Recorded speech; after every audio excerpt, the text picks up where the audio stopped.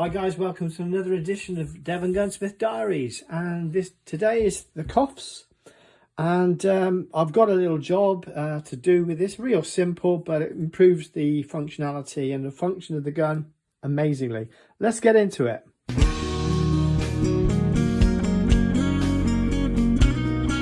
If you enjoy the content, don't forget, like, subscribe and click the notification bell.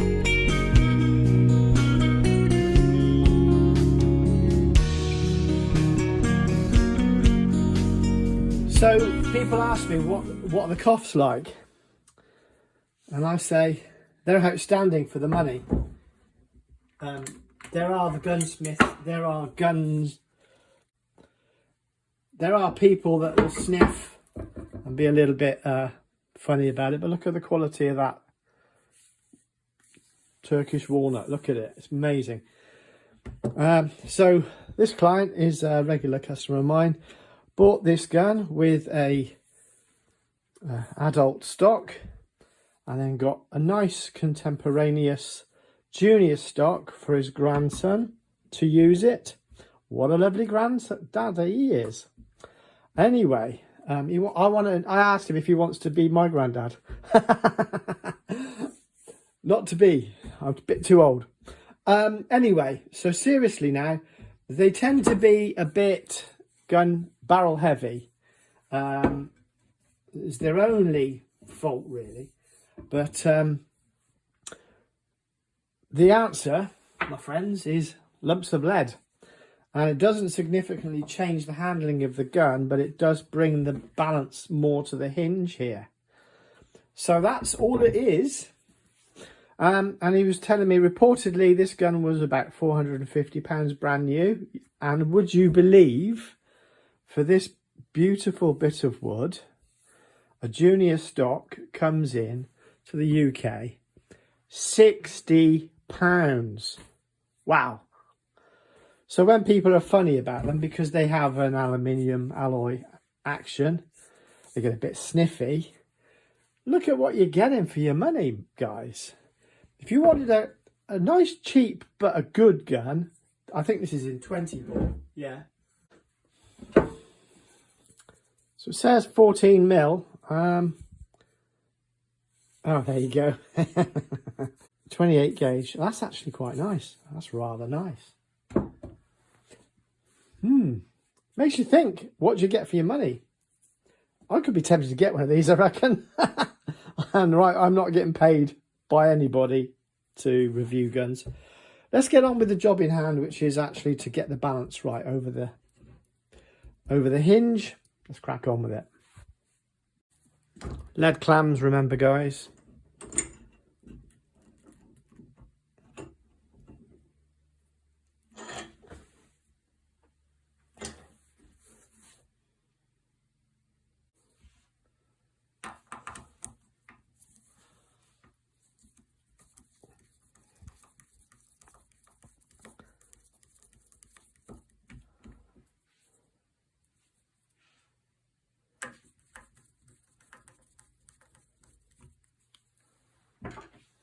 $20 mil falls in a bit, and you just got to line that up there. Vacuum on.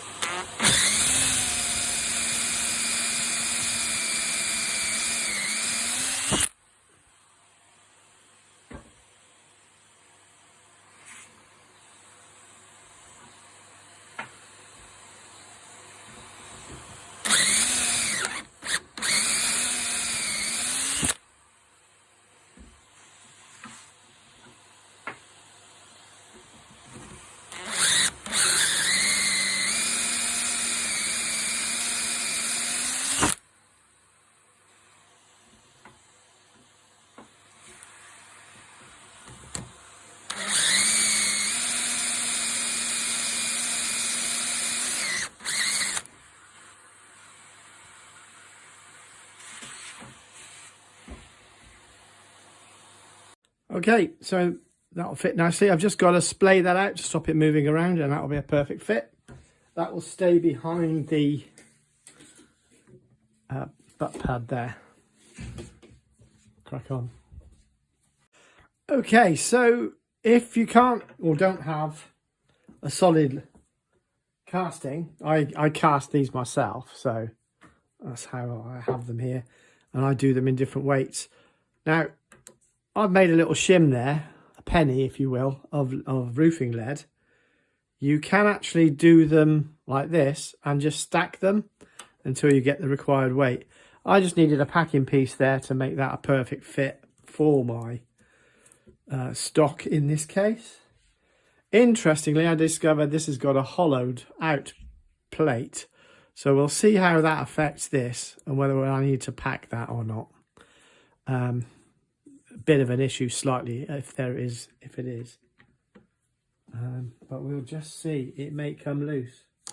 Epic fail.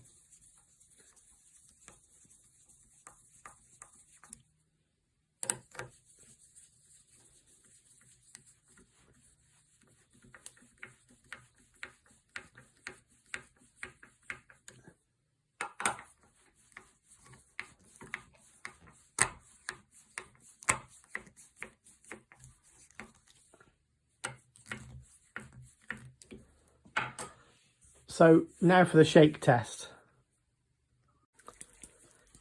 It appears to stay put. That's lucky. Now I normally just hammer them in, so I prefer that to the options, which are pop a bit of glue in there to hold it in place. Then you can never remove it easily as required. There's some nice little details on these guns. Right, so I'll have to zoom out on it. There you go. So on the hinge there, as you can see, I'll try and do that a bit more. There you go, there you go. So it's actually on the hinge and it's balanced, slightly rising on the hinge. Absolutely bang on the hinge. I can't get my hand exactly right. Yeah, it's just there. I'm not holding it, it's my other hand. Okay, now on to the junior version, which needs a bit more weight. I'll be back in a minute, guys.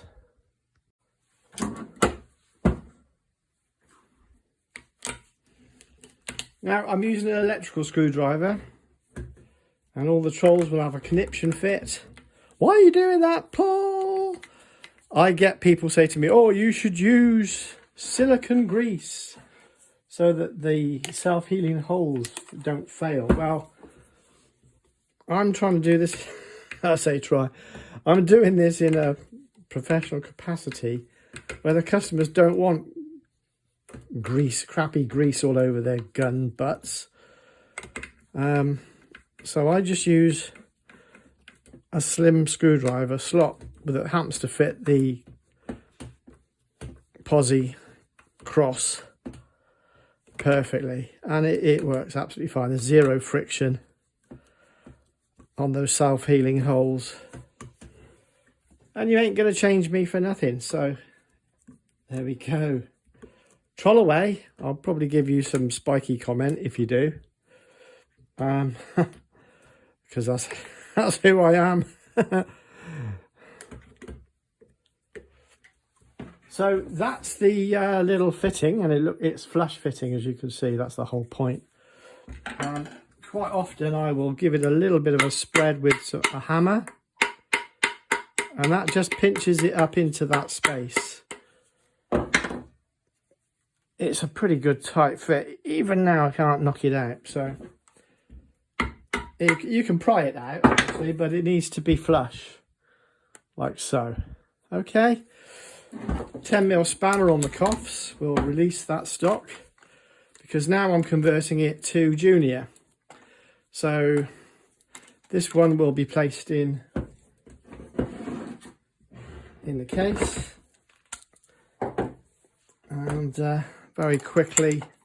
So this is the adult stock, it makes for a nice interchangeable system, as you can see. So that's one unit done.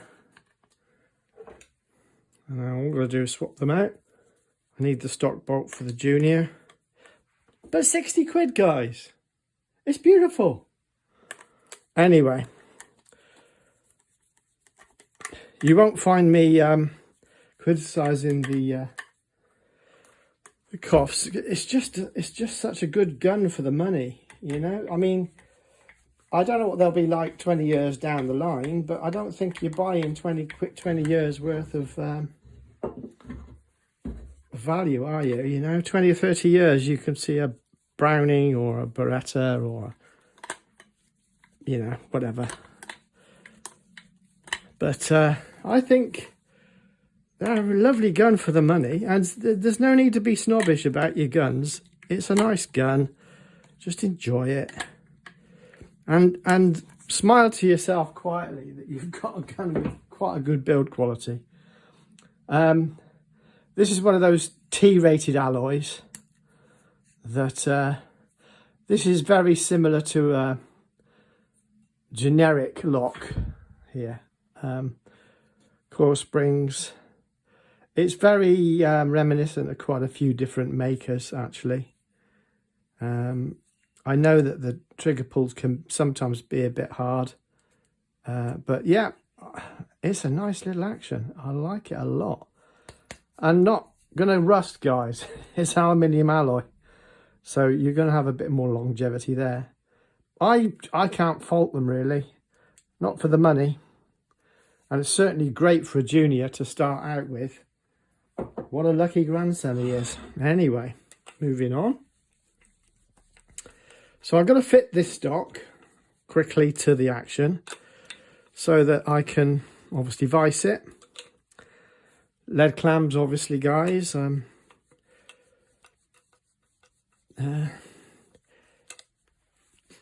Typically on a Saturday morning, lead clams would be melted down. All I've done is just used a bit of bog standard roofing lead and then formed it to here. Formed it. And that, I just melt them down and use the lead that I've used for these to make these with when I'm done with, when these are mangled, and I put a new set of clams on every so often using brand new lead. I try to do things that can be replicated by the layman out in wherever where it be Australia, Appalachia, wherever. I am trying my hardest to replicate using even, you know, everyday tools. No specialist tools unless absolutely necessary. Again, I'm just going to drill that to that depth. And the wood removed is negated by the weight of that easily.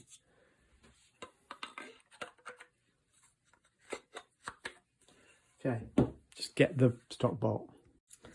Now, you might think this is a silly little video, but this is a typical diary entry for Devongunsmith, because these are the sort of jobs I get to do on the regular. Simple little jobs. People could easily do themselves if they chose to, but they prefer to get me to do it. A, because I pay an awful lot of money for insurance. Right, over to the vice cam. Okay, so I put a marker this time. Give me a depth gauge. Oops, on camera, off camera, there you go. Okay, so vacuum on.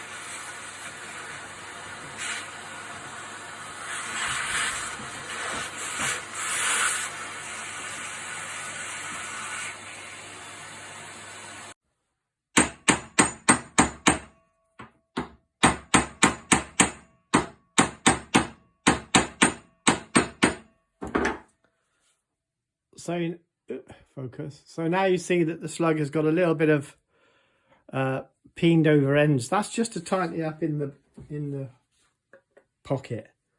Probably overdone it now.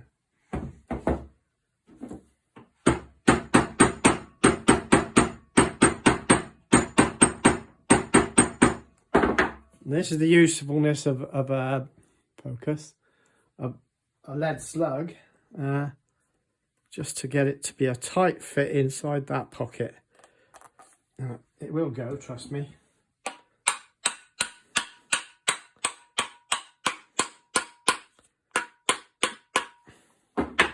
So now that's slightly below the surface. Shake test. And that's how I do them. They can be tapped out. If you put that on a block and sharply tap it, it will pop out again. So I'm just holding the trigger with my finger and the top lever. There's no shaking going on. Sometimes you get triggers moving if you shake. There's nothing there. Right. Good-o.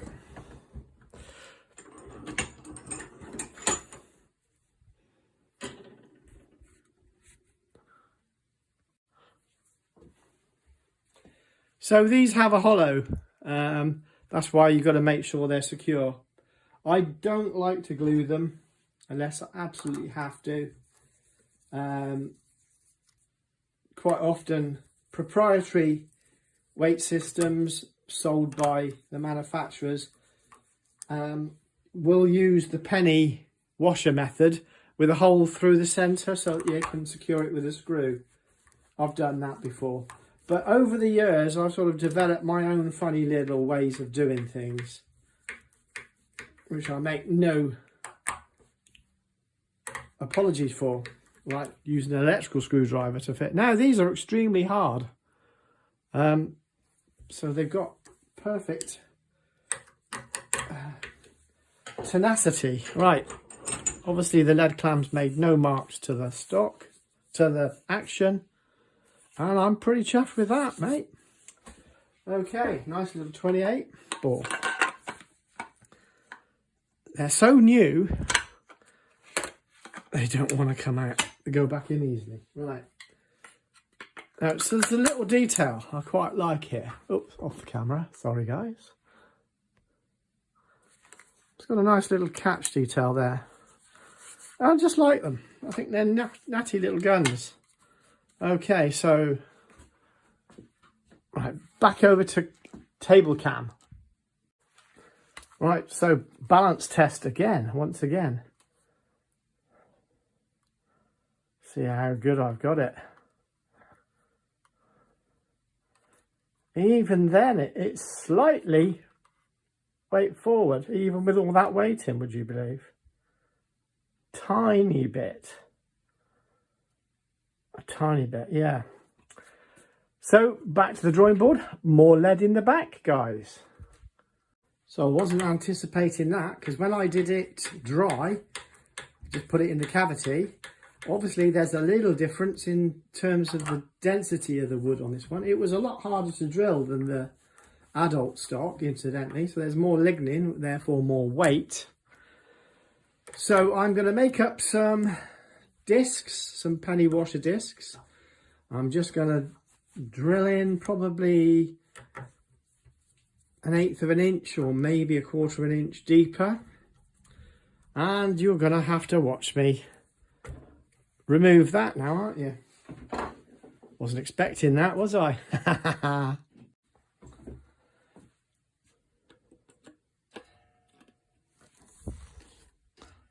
Oop, camera. Sorry, I'm knocking the camera bogey out. And there you go. That's how you pull it out. Using everyday tools. Just a screw in the end will do it. I need to get some grip on this.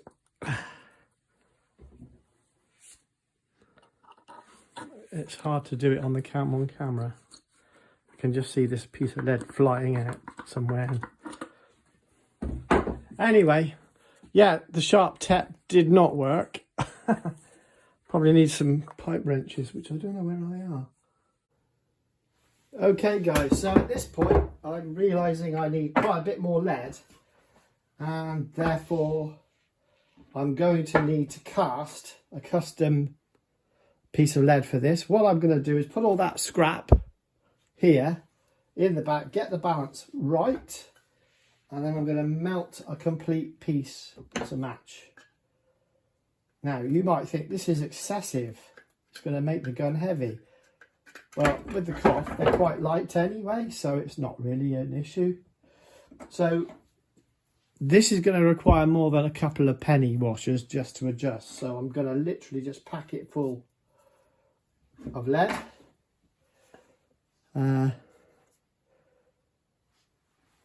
Drop all this down the bottom. All these little trimmings, all the scrap, the whole lot. Let's get it all in there. We're not wasting anything. Not going to waste it.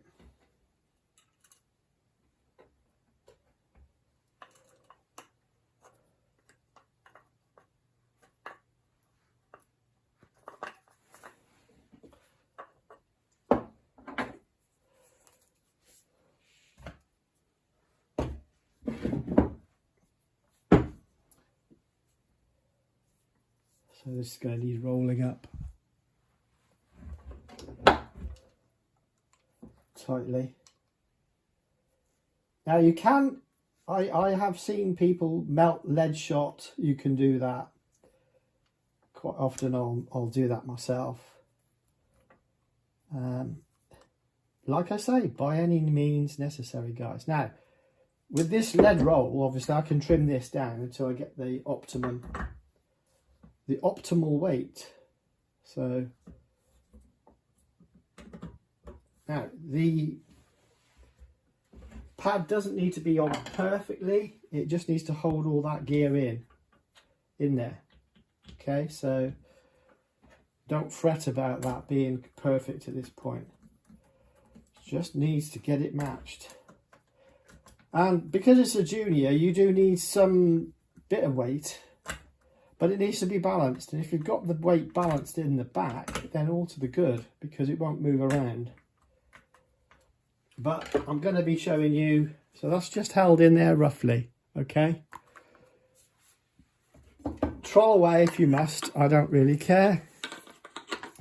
Luckily, my customer trusts me implicitly and is very happy with the work. In fact, some of his guns have appeared a few times now on the channel. Okay.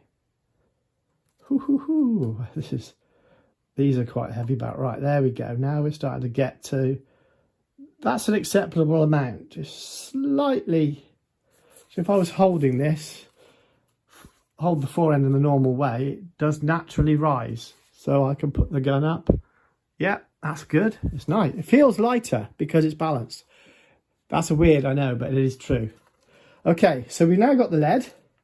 I'm now going to make a single billet casting of that whole lot. So I need a bean can or similar receptacle, my mini forge, some map gas, and a piece of barrel, which is usually a 12-bore barrel I've just cut off. And what I do is I drop it down onto the terracotta tiles, I melt the lead and I drop it down inside. It doesn't glue together, it doesn't stick to the barrel. It just slides out when the lead shrinks. And I'll have a perfectly sized billet to slot in here that won't rattle around. So let's do it. So there's my bit of barrel, manky bit of barrel. Now that'll be placed on the floor and I'll pour it straight into that, open-ended, and it will shrink theoretically. We'll see. But first I've just got to warm up this. Because it's got moisture in it. I'm doing this from scratch so that you can see I'm not trying to be funny.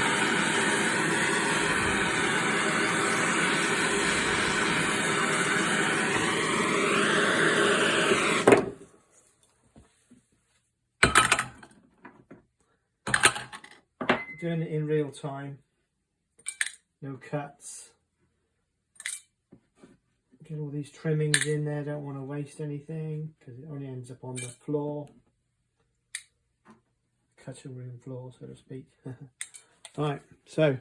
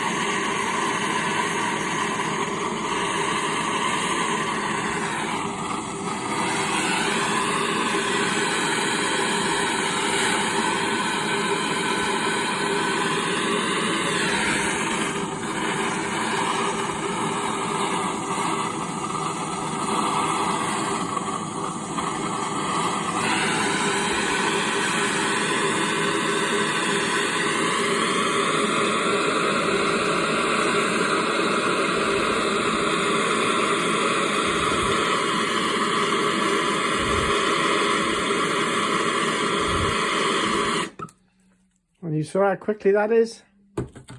No messing.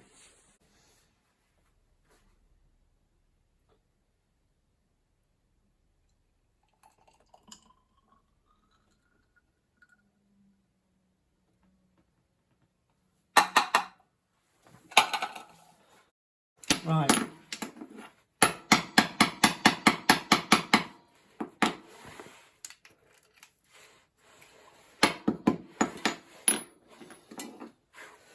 That's what we're looking for, me baby. All right. Okay then. So one freshly minted lead weight. Obviously I need to drill a bit more of a hole there to get the extra in. And then I'm not going to do that on camera. You've seen me drill a hole, for goodness sake. And then I'm just going to hammer over the edges so that it drops in nicely without rattling about. See you in a minute, guys. Okay, so see what's happened here. That's the extra weight I've added. Melted it again off camera because it's only so much you can film. And it's still a tiny bit. I'm trying not to cheat here, but I need some strength to my fingers. It's just before, and it still rises nicely. The balance point is at the hinge now, but as you can see, I've added quite an extra length there, which I'm going to drill into. I recast it because I was fed up with the way it working, but it's now actually on the hinge balance. It's very hard to hold and cam film at the same time. So I'm trying to hold it. There you go. It's there. Oh, it's dropping again, right. Okay. It's there or thereabouts. Flipping heck. It wants to rise. Anyway, it feels all right. More to the point. So I'm under a time constraint. My customer is having this done as a while you wait. And he's patiently walking around the shops with his wife. I said, well, it's got to be worth a cup of tea and a piece of cake, isn't it? Yeah, have two, right. So I'm now going to just hammer that down over there. I don't want to keep swapping cameras. To squeeze it down a tiny bit to fit the hole, because it's got to be a snug fit, obviously. Something like that. But if I end up hammering it in and there's not enough space, not enough hole, obviously, I end up with a lump.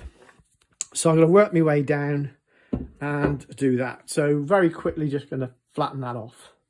Ice cam.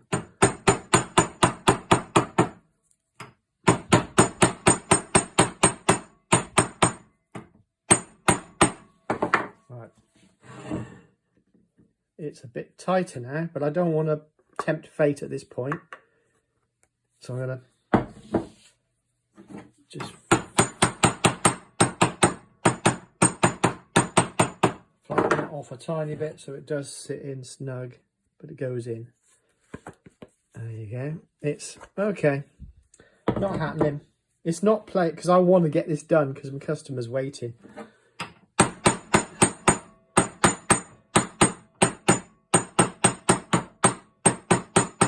only my vanity wanting to record it for posterity. It's quite a bit more to be done, so I'm gonna have to chop this off, drill that down a bit more.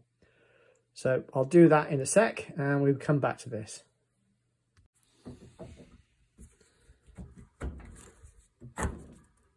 Right, okay, there or thereabouts.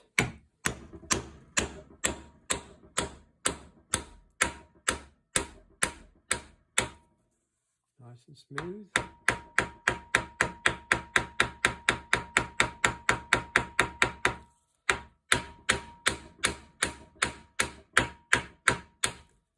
Beautiful. Nice.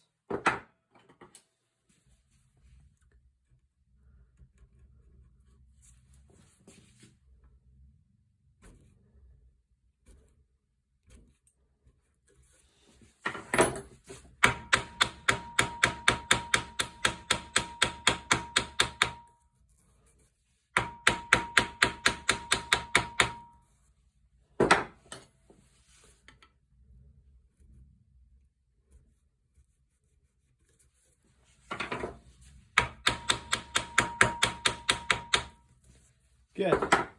Finally. Balance test.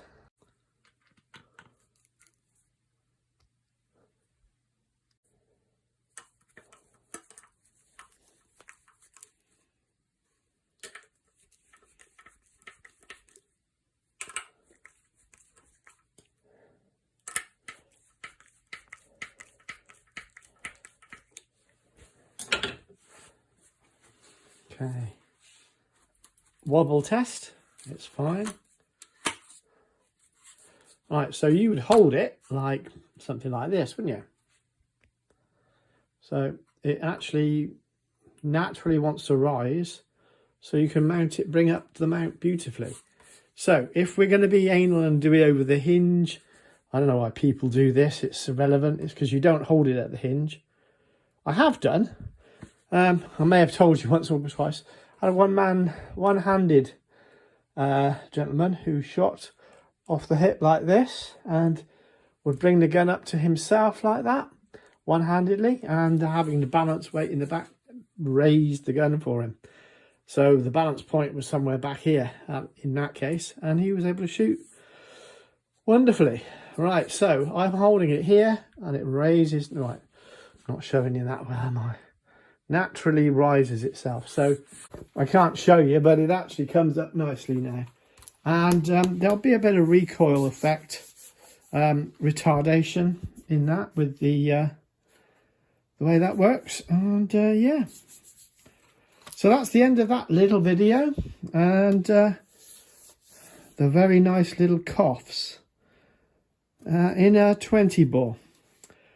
Thanks for coming along for the ride, and see you soon. Bye.